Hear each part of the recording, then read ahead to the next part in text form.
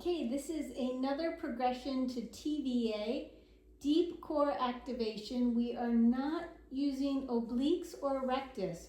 So please, neutral pelvis, do not flatten your back and don't brace down. This is the drawing in belly button to backbone, 3-part TVA, a little awareness of the ribs, but easeful breathing. And you'll see that I have a little towel on the floor, because our progression is going to be adding a heel slide, lengthening the hip flexor psoas, and our goal is going to be to maintain neutral spine, neutral pelvis, so your pelvis is not going to arch away or flatten as we add the challenge of lengthening down the leg, reaching out, and hopefully encouraging psoas to be soft. So psoas, that over-stabilizing muscle. So, but really we're adding just movement to our neutral core activation. So TVA activation, as you recall, start with your exhalation until you really have it down. So breathe in deep, breathe out long through pursed lips as you gently draw your tailbone and pubic bone towards one another. That's subtle, less is more, just a little, and then belly button down towards the floor, in like you're putting on tight pants. And I like to have just a sense of my upper TVA attachments here, but it is not it's not obliques. We're just drawing more in. If you only want to do part 1 and 2, that's fine. Belly button to backbone, and you're putting on those tight pants and gently tightening. Less is more. Your back did not flatten, your pelvis didn't move. Put your hands on these pelvic bones if they weren't already, and now you're going to try to hold all of that tight and slowly allow your leg to lengthen away from you. Your foot is moving away from your head, and when you really get it down there straight, that's when normally if you weren't engaged, the spine would want to like arch a little. So that's what we're not going to do. So let me go back to what we're doing. Sorry, my pubic bone and tailbone towards one another, which is my pelvic floor, that Kegel, like you're stopping the flow of urination. Belly button down, tightening. I make sure at no point my pelvis moves, and I'm so focusing on my core. At the very end, it gets really challenging to not let that pelvis move.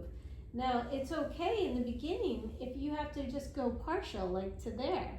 And I see my foot is kind of moving out of the camera, so I'll move up a little, and we'll try it again. So let me just do gentle Kegel, pelvic floor, pubococcygeal, pubic bone and tailbone coming slightly towards one another, that sense of pulling up. Belly button down towards the floor, in like you're putting on tight pants, but also tightening. You're doing that during an exhalation if you need to. Your hands were on your pelvic bones to make sure they did not move. No flattening of the back.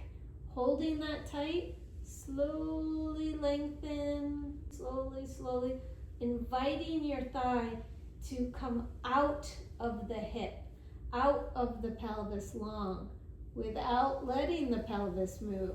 So it's this opening up.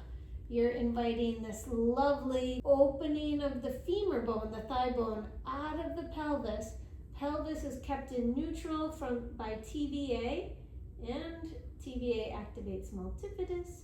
Pelvic floor is on during the exhalation.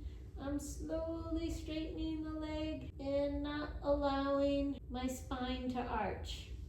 And then pulling back up with not allowing it to move or flatten.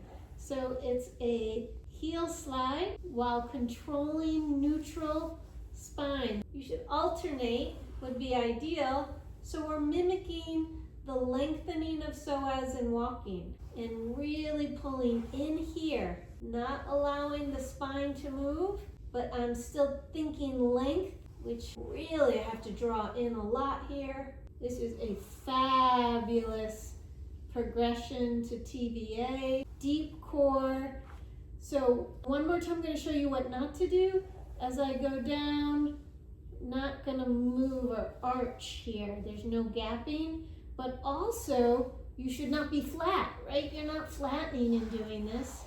It's the trick of maintaining that neutral pelvis, not flat, not arching even a millimeter, and then having that movement of the leg, particularly lengthening psoas that attaches to the spine.